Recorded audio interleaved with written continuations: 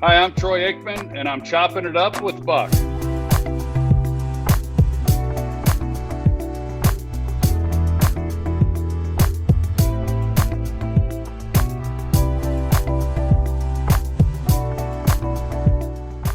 Hey, excited to have my buddy and guy that I go way back with, Troy Aikman. Troy and I played at UCLA. We see each other from time to time. We bump into each other on the television, radio circuit. He's of course doing Fox. I'm doing some radio, but it's always good to catch up with him. And we've been trying to put this together for a long time. So Troy, excited to have you here, man. Well, hey, Buck, it's really a pleasure. I mean, I love you to death, and yeah, I haven't seen you as much with the pandemic and the games going the way that they have, but it sure is good to be on. I know you're right. We've been talking about it for a while, so it's a pleasure for me to be here now. So talk about that a little bit with the pandemic and COVID. I know some people, I got to work some Fox games when I was on site. You, of course, with the big crew always there. But how has that been now with Zoom meetings and you don't get to talk to the guys, and that's a little bit different for me. I'm sure it is for you as well. Yeah, it's been different, quite honestly, for us for the last 3 years. And I say us, I mean Joe Buck and I and Aaron Andrews and our crew, because we've been doing double duty with the Thursday night schedule. So what that meant was it was almost impossible for us then to meet with teams. Just out of we couldn't go into a town on Friday like we normally would for a Sunday game, because we were just coming off of a Thursday game late, trying to get back home, trying to start studying and watching film. So we haven't met with teams now for the last couple of years. So the pandemic for us was only different from the standpoint that there were no fans at the games, like it was for you and everybody else. But as far as our preparation goes, we had conference calls with the teams that we were covering. Don't feel like it's always better when you do anything face to face, but don't really feel like we missed out on anything. And I speak for everybody out there, yourself and all fans, that hopefully we have full stadiums in 2021. Yeah, Troy, I mean, I think that's the biggest thing. You and I were talking before. Our kids are in college and having to be hunkered down in different places, or having, just the virtual stuff is totally different. We'll talk about our college career because that's kind of where our paths cross. But it's interesting how much they've had to do and kind of change and morph. I think that's going to maybe right now it's hard for them, but I told my daughter this the other day. I think it's going to help you in the long term. I think you're really going to get something out of this. Yeah, so your daughter's how old? She's a senior at the University of Michigan. Yeah. Okay, so she's a senior in college. So yeah. So my oldest was a senior in high school last year. So from spring break on, she did everything online and missed out on the prom, didn't have a normal graduation, no parent senior dinner. The list goes on that she forfeited on, and not just her, but all seniors across the country, across the world. And then it carried into her freshman year of college. So those are two really big years. So my heart really breaks for her and for all the kids that have been impacted by that. And then my youngest is a senior in high school this year. Okay. And so her senior year hasn't been ideal either, but at least here in Texas, she's been in the classroom for the most part. And they've had to have some adjustments, as you can imagine. But her senior year, is compared to my oldest, has been a little more normal. But you're right. I think it's a chance for them and for all of us to kind of take a step back and be thankful for a lot of things. And when we do get back to normal, whatever that may look like, appreciate some of the things that we get to do a little bit more. Yeah, it'll make us reset. Now, if I go back and reset our time at UCLA, I tell the story all the time. So just bear with me, because it's going to be a long kind of comment, but question. I say I can remember this dude coming on the field because we had heard about you. Back in the day, you didn't have YouTube, you didn't have IG, you didn't have all that, right? But I heard about Troy Aikman. And I saw some games of you at Oklahoma. You had to go find the big reel to find it. But I was like, okay, control. And then you come on the field and, you're working with Rick or whoever on the side. And I'm like, I told Reggie, I'm like, okay, Reggie Moore, my roommate, you're one of our teammates. I said, Boy, our prayers have been answered, brother. This big dude right here looks straight out of a movie and can sling it. What were your thoughts, though? I always tell what we felt. I've never really heard how you felt in that transition with the transfer and all the back stuff that happened leading to you to get to UCLA. Yeah, it was a big adjustment, Buck. When I came out of high school, I was originally from California. Mm-hmm. Family moved to Oklahoma when I was in 8th grade, and then when I was graduating from high school, I was just 17. So I was a young senior at 17 years old, and I really I was not heavily recruited. I didn't even have 5 recruiting visits. I had 4, and they were to Oklahoma State, Oklahoma, Missouri, and Tennessee. And really, the best school for me would have been Tennessee. But I really wasn't ready to go that far from home at the time. And I always thought I was going to go to Oklahoma State, and I would have played for Jimmy Johnson.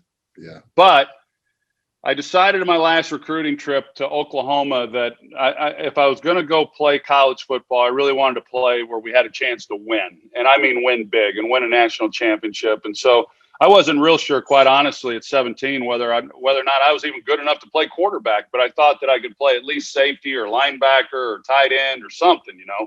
Yeah. And then when I got on campus, I realized that, you know, I felt like right away that I thought that I could play quarterback at the collegiate level, but the offense was not really suited for me. And I played my sophomore year, broke my leg. So then when I was looking to transfer, I knew I was going to have to leave the state of Oklahoma, and I was most comfortable with California. So I knew when I took my trip, I'd gone to Arizona State on an official recruiting trip. The next visit was to UCLA, and I knew if I liked it, that's where I was going to go because it was where I was most comfortable. And UCLA had just come off a big Rose Bowl win against Iowa the year before. And so a really talented team. And man, I got on campus and met a lot of people and just felt right at home right away. And so that's when I decided to go to UCLA. And, you know, you mentioned Rick Neuheisel was a volunteer coach, and he worked with me that first year that I was there. I had to sit out. And Reggie Moore, you know, you were big time. You were already there, you know, playing and traveling and doing all those good things. And Reggie and I and a few others, we were over there, you know, just throwing the ball and trying to stay in some kind of shape, football condition prior to me being eligible again to play. Yeah, well, you know, what's interesting with that, quarterbacks transfer now, and the transfer portal has changed. So that's a whole different thing. But Troy, I think the biggest thing with it is that your dad had lived in Cerritos, right? You guys, your family had lived in Cerritos and moved to Henrietta, Oklahoma. So that's why that comfort level with California. But I always tell people when I stepped on that campus, I went as a 7th grader for AAU basketball. And I said the same thing you just said. If I ever come back here and have the chance to play, I'm coming to the school. And I had other visits, other trips, got there and same thing. But I think the camaraderie right away to the guys that you were talking about, you got lifelong friends with Tom White, Doug Klein, all of us when your jersey retirement. What was it about UCLA once you got on campus that made it even more and made you we love the school, right? The championship run just this year. Anytime we go back, we're trying to get the program back together. But what was it about it that made you love it so much? You know, it's a great question. It's one, quite honestly, that I've never really been asked, but it's an easy one for me to answer. And that is at Oklahoma, and you growing up in Texas, I mean, you understand kind of the priority that football has over a lot of things. And it was like that. And it was like that at Oklahoma as well. Yeah. And what I really loved about, first of all, the campus is beautiful. The weather's phenomenal. You know, everything about it just feels good. I was talking to my daughter just yesterday. The eucalyptus trees, just the smell of eucalyptus trees takes me right back to Bruin Walk and on campus there at UCLA. But what I really enjoyed most about it was that we were able to truly be student athletes. That football was a priority and it was important to the university, but not at the expense of the other elements of our life. And so I really enjoyed that part of it, that made a lot of great teammates, great friendships out of those, you included, had a lot of great conversations. I think that just that I was able to just play football, be a student, be a part of the Greek life, and all of that was awesome. And then along the way, Terry Donahue, who I know you think the world of, and as we know, he's in a real battle right now. But I don't hold anyone in higher regard than him, and I just feel like he taught me so much, and I learned so much from him and so many other people that it was just a wonderful experience. I was there 3 years. I wish I had gone there right out of high school. I wish I was there 5 years. They do too. We all wish you would have too. It took me 20 years to get my degree, but I had to do that from Dallas, online. But if I could have, I would have stayed on campus for all those years. Well, Troy, you were slacking all those years. I mean, come on now. And we're going to get to that part too, because that's I grew up in Texas, like you said, so I know wearing the star on your helmet. Not only that, but being a Dallas Cowboy quarterback, just trust me. And I got to tell this story real quick. My grandfather, who was sick at the time, it was either you were an Oiler or a Cowboy. I was more of an Oilers fan growing up because Earl Campbell, living in Houston, of course. Oh yeah. But when my grandfather was sick, he was in and out a little bit, and I was visiting him probably one of the last times before he passed. And he loved you, by the way, and he got to meet you in college. But he was just saying, "How's my boy Aikman doing?" And he was not feeling well, but all of a sudden he started talking about football, and he said, "Man, UCLA has such a great career. How's my boy Aikman doing?" He looked at me. We talked about it a little bit. Then he went back into the state where he was at, passed not too far after that. But I just remember that, and that was the kind of thing that when you're a Dallas Cowboy, it's like you said that the first year you came back. Remember, you came back. We were working out, and you said, "Bub, they will get me some help." But he said, "Dallas, though, ooh, we got a lot of opportunities." That's the first thing I remember you said. Yeah, it was a fun time too when we started to win. I mean, you really realize the history of this organization and what Roger Staubach and those guys were able to build, and then we carried that on, and it was a magical time. There's no doubt about it. And I was fortunate, when I was coming out of college, there were only 2 teams that I really wanted to play for of the teams that needed quarterbacks. When I looked at the landscape of the NFL and said, okay, who really needs a quarterback? And then of those teams, where would I really like to go play? There were 2. One was Dallas, and the other one was San Diego. And I felt that either place would be a good fit. Dallas, I didn't think they were the worst team in football, and I didn't realize at that time really I grew up when I was in Oklahoma seeing the Cowboys and Staubach and how great they were, but they were not good for a long time prior to me coming out of college.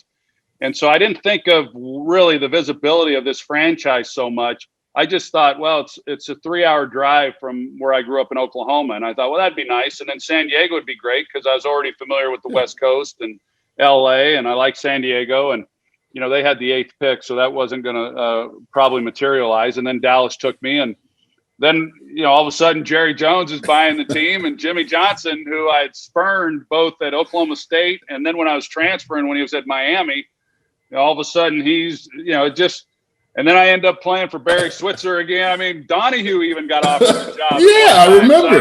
So, I've been living in this Groundhog Day type thing here in Dallas, where everybody just kind of keeps circling back around. Yeah, football is like that. It's so tight knit. And Troy, I think if you go back, Coach Donahue, by the way, I know he's battling. We all, he's always in our thoughts and prayers, and got a lot of Bruins, battling and praying for him. But when you think about that, we knew at the Cotton Bowl, right? So before we leave that, 2 years in a row, and I know you hate this as much as I do. SC both years, we lose to them, don't get to go to the Rose Bowl. Earlier in the year, we're number 1 in the country, and my junior year, your senior year, can't quite get it done against Washington State. I know how you are about losses, and I was sick. We only lost 4 times in your 2 years, 10-2, 10-2. But the 2 to SC hurt the most. Yeah. And then I think the good thing is when we got to the Cotton Bowl, that was home state for me. That was going to be your future home. We're playing Arkansas, and everybody kind of knew. Did you know that week or the week leading up that they were going to take you with their first pick? Yeah, you remember we practiced there at Texas Stadium, and, Yeah. and Tom Landry and Tex Schramm and Gil Brandt were at the practices. And I remember the first practice that we had, I didn't practice particularly well. I threw some interceptions, and Donahue was really concerned. He was worried that the expectations were going to be too much for me. And the next morning at my hotel room, I got a call from Gil Brandt, and he said, "Hey, I just want you to know that it doesn't matter if you go out in this game and throw 7 interceptions. We're taking you with the first pick." And I said, "All right." Well, then we went out, and obviously our defense played great, and we were able to beat Arkansas. But then Jerry bought the team. Jerry didn't own the team yet. So then when Jerry bought the team, that was in the middle. That was between the Cotton Bowl and the draft is when Jerry Jones came from Arkansas and bought the team and brought in Jimmy Johnson. And then things changed a little bit. Jerry was, it was all in negotiation. Yeah. I think that deep down they were always going to take me, but in the negotiation, he was saying that, "Hey, if you don't agree to this, then we'll take that kid from Michigan State, that big left tackle, Tony Mandridge," and said, "Well," and then, obviously they took me. Hey, my rookie year, I wish they'd taken Tony Mandridge. That wasn't a whole lot of fun out there going 1-15. Yeah, but remember you came back and you worked because, we would all go back. And then after a while, it became too difficult. You had to stay there. But I think that first year you needed to just decompress a little bit. We hung out, kind of, worked out with us and did some things. But I can remember you vividly saying how much you thought the potential was there. Yeah. But you needed that O-line. Buck, that first year in Dallas, we really had a revolving door. I mean, when we showed up on Wednesday for practice, we'd have a whole different group of players. I mean, it was pretty crazy. We'd get in the huddle, we'd have a different running back, maybe a different wide receiver.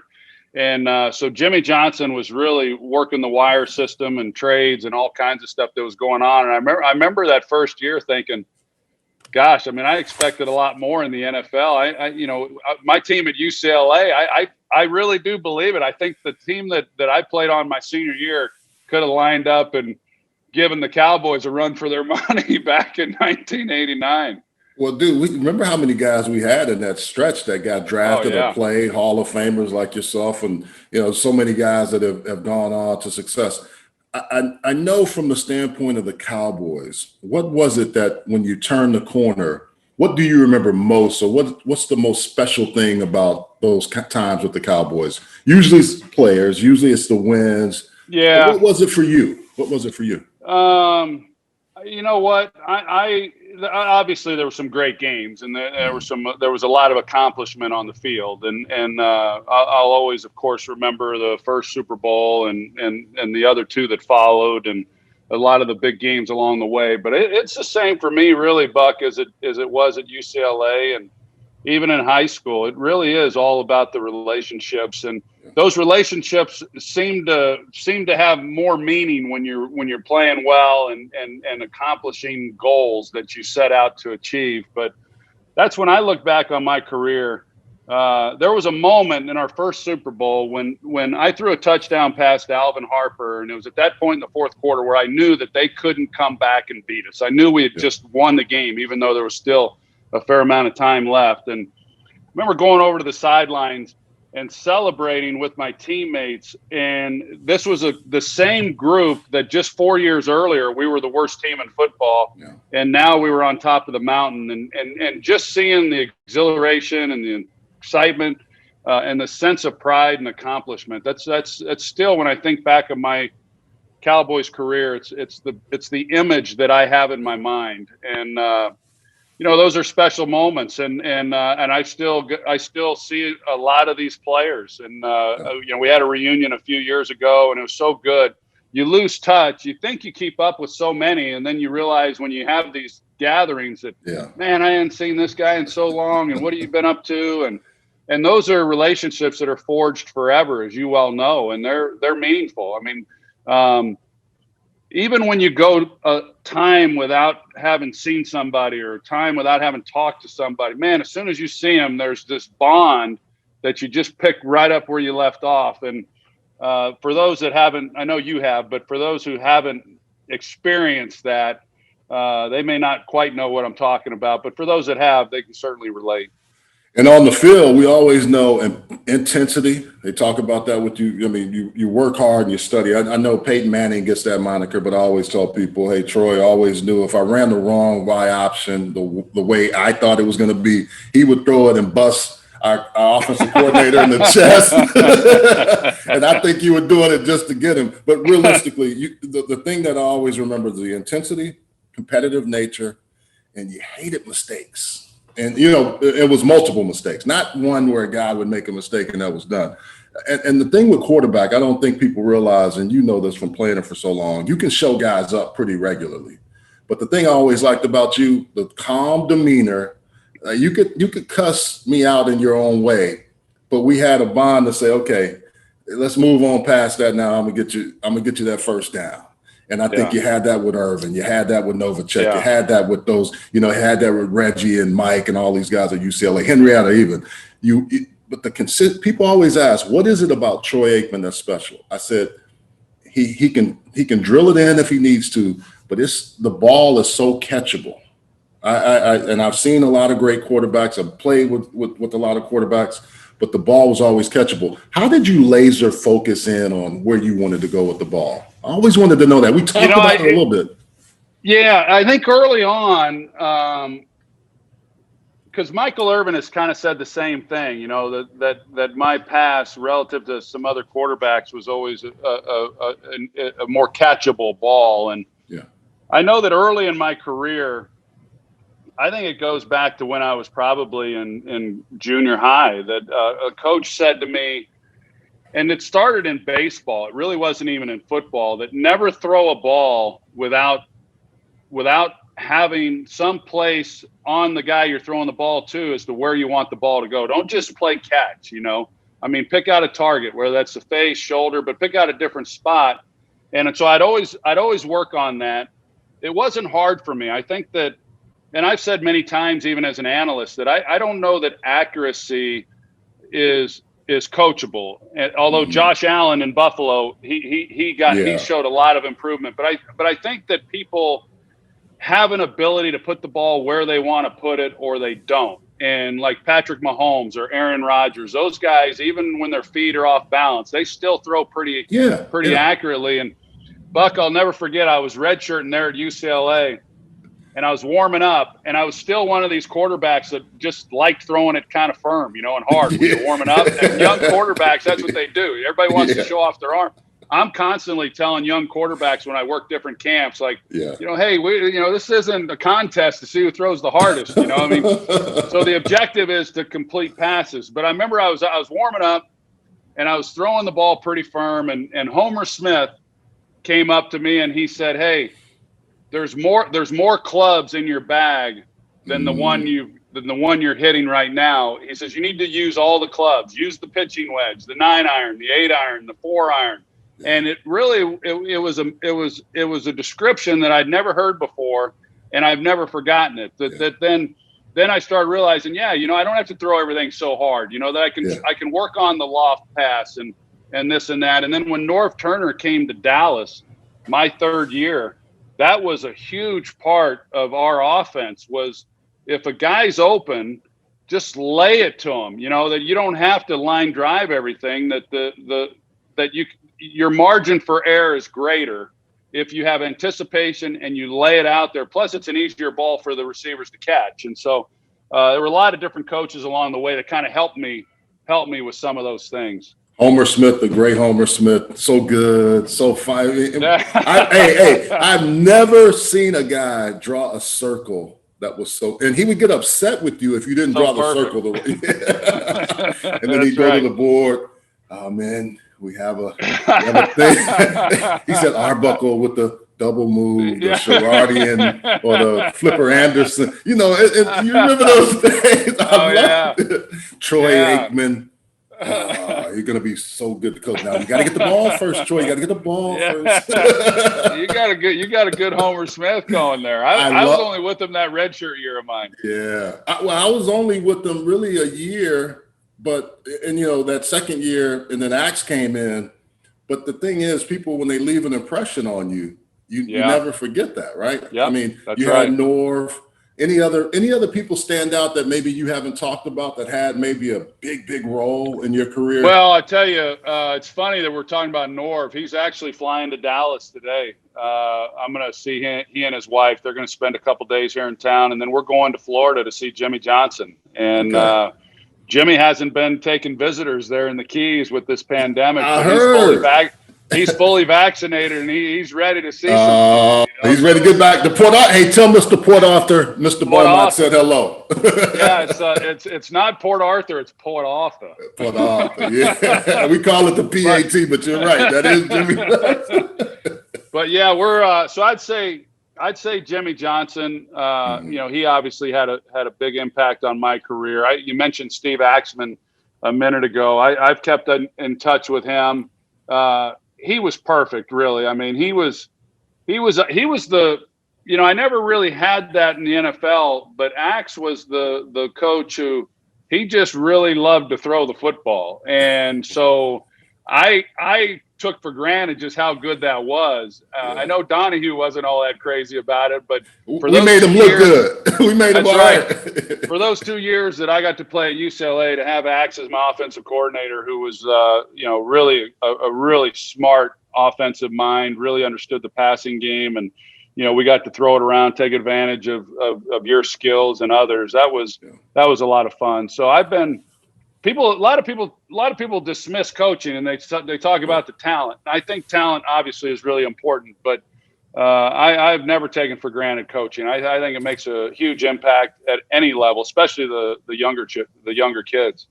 In the NFL now, I know I want to be respectful of your time, because I know you're on.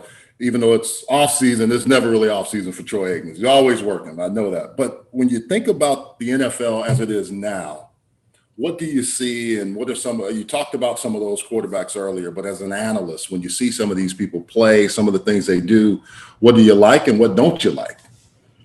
Well, I like that we're seeing some tremendous athletes that are playing the position. They're really remarkable. I mean, the game has changed. It used to be, I think, that guys were either athletic and they could run, or they were pocket passers and they could throw. And now it seems like virtually all of these guys are athletic and can run and throw from the pocket. I just think their skill set has gotten so good that it's pretty remarkable to watch them. I think our game's in great hands with some of these young quarterbacks that we're seeing and the successes that they're having. I think what has probably changed, Buck, is that because of the rules and the protection, that there's less of a burden on the quarterback to actually kind of read things and protect the receiver. So quarterbacks are much more willing to throw the ball over the middle, lead a receiver into coverage, knowing that he's probably not going to take the big hit. Whereas when I was playing, gosh, you wouldn't attempt some of those throws. Just you'd have a receiver who's laid out. So you're calling their family like, I'm sorry, I got your husband and son, daughter killed.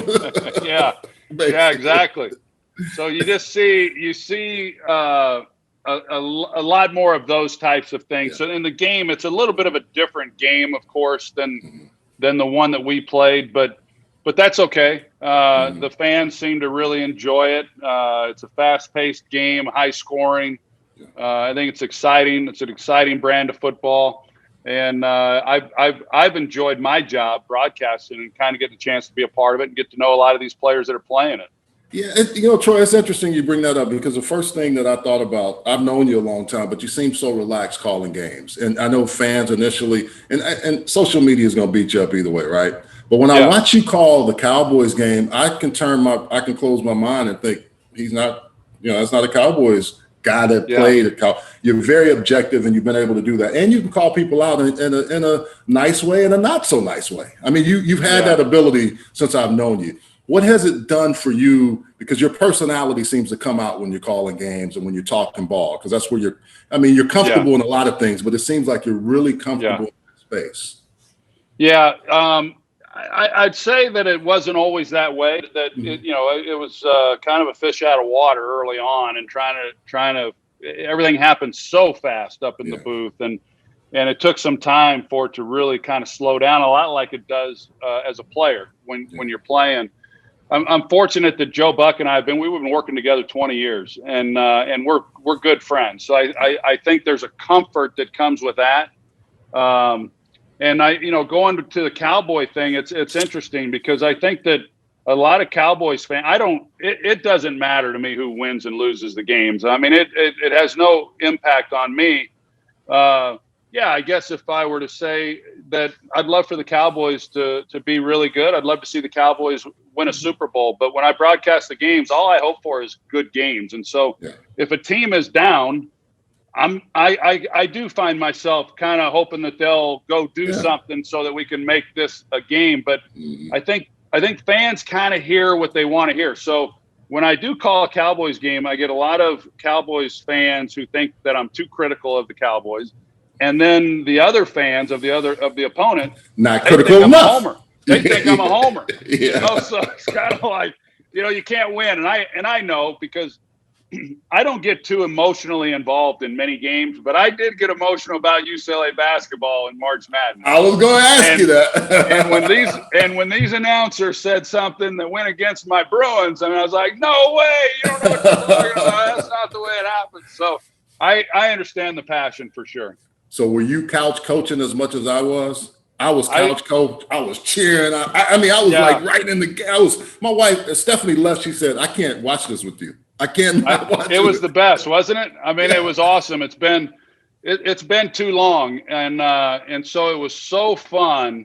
My daughter, my 18-year-old senior, she would watch these games with me. She got into it, and I had some buddies over for the game against Michigan, and it was just really exciting. I'm real proud of the players and Mick Cronin and all that they were able to do. I mean, it was just it brought back a lot of pride and a lot of enthusiasm for all of us that were at UCLA.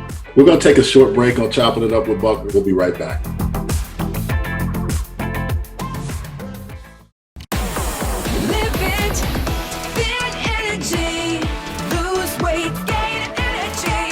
Hi, I'm Mike Gardner, founder of Thin Energy, the wellness energy that delivers each and every time. In 6 weeks that I've been taking Thin Energy, I feel fantastic. I lost 7 pounds in the first week.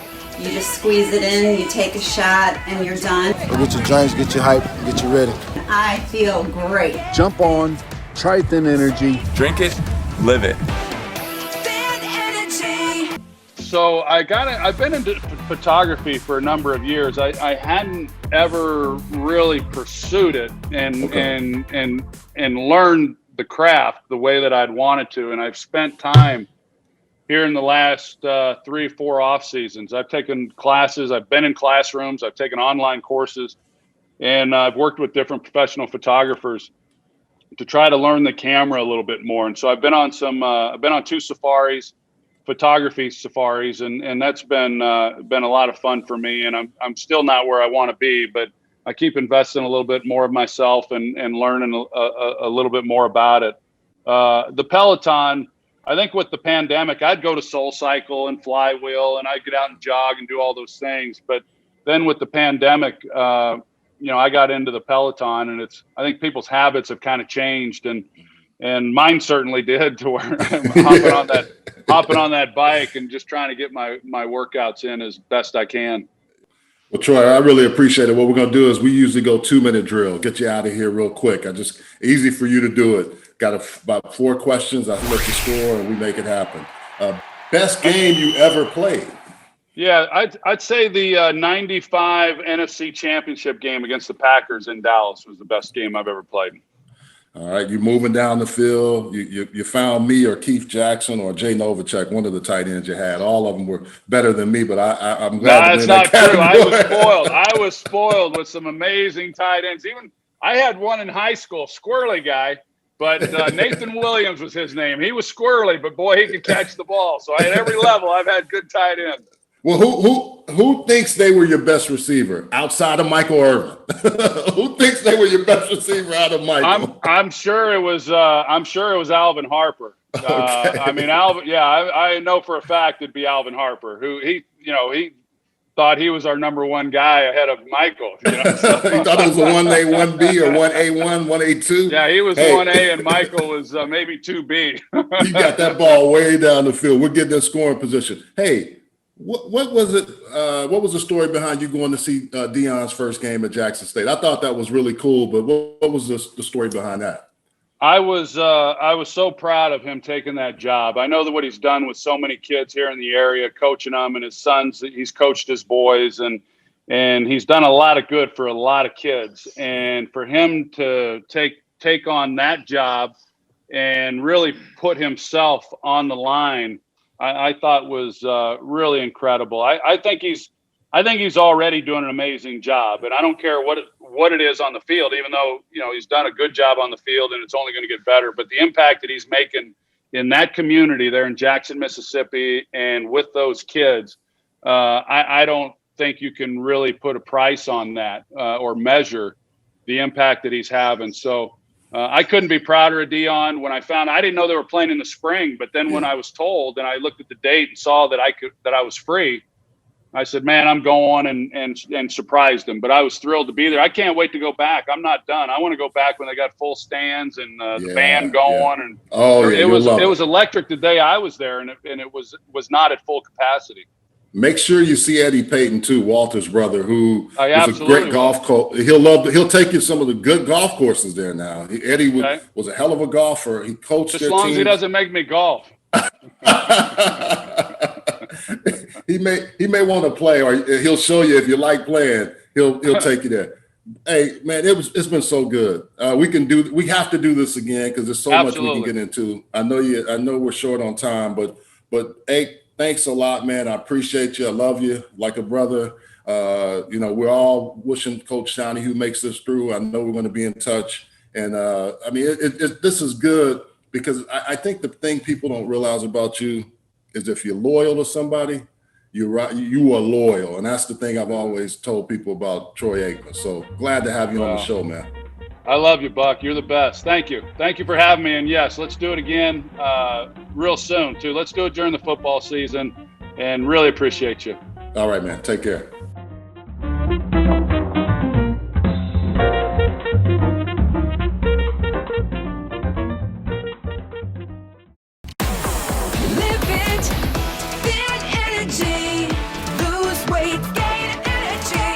Hi, I'm Mike Gardner, founder of Thin Energy, the wellness energy that delivers each and every time.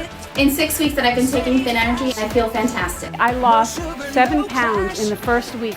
You just squeeze it in, you take a shot, and you're done. Get your drinks, get you hype, get you ready. I feel great. Jump on, try Thin Energy. Drink it, live it. Many people are looking for natural alternatives to help ease their aches and pains. Begin stopping the pain with the help of Pain Stopper. Formulated by healthcare providers, Pain Stopper helps alleviate a variety of physical ailments so you can get back to doing what you love. Our products are triple independently lab tested to ensure the highest quality hemp available. Visit PainStopCBD.com for more information. Pain Stopper, because why manage pain when you can stop it?